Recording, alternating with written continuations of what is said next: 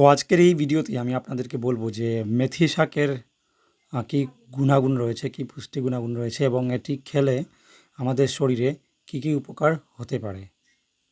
তো মেথি শাক বিশেষত গ্রাম বাংলার একটি পরিচিত শাক এবং এটি পশ্চিমবঙ্গ, ত্রিপুরা এবং বাংলাদেশ এবং ডিফারেন্ট জায়গাগুলোতে এবং দেশের অন্যান্য জায়গাগুলো যেমন কর্ণাটকা, তারপরে অন্যান্য জায়গাগুলোতে এগুলো পাওয়া যায়।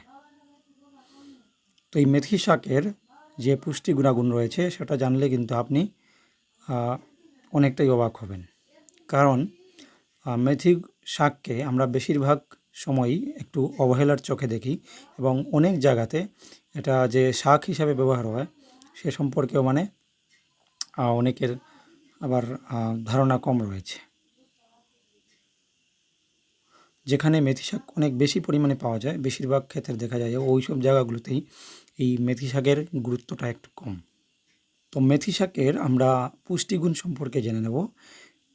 100 গ্রাম মেথি শাকের মধ্যে মোটামুটি 300 কিলো ক্যালোরি এনার্জি পাওয়া যায় এবং এর মধ্যে ভালো পরিমাণে প্রোটিন পাওয়া যায় এবং কার্বোহাইড্রেট পাওয়া যায়। তাছাড়া খুব ভালো পরিমাণে ফাইবার পাওয়া যায়।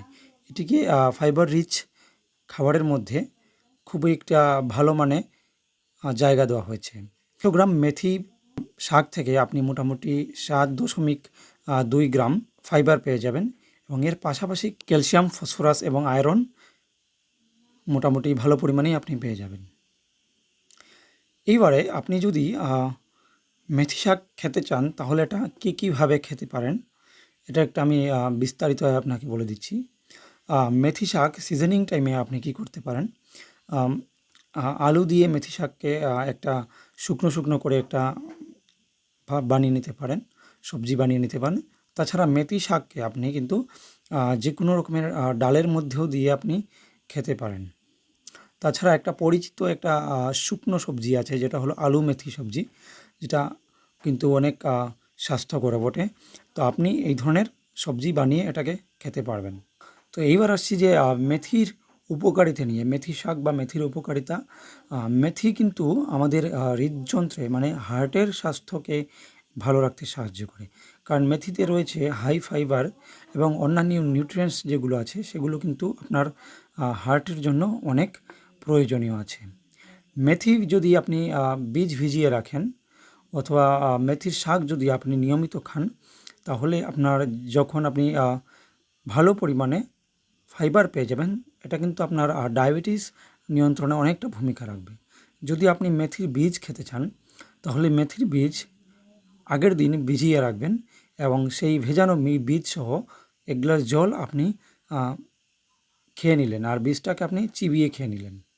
এই মেথির বীজ বা মেথির যে পাতা আছে তার শাক কিন্তু আপনার চুলের স্বাস্থ্য ভালো রাখতে সাহায্য করে।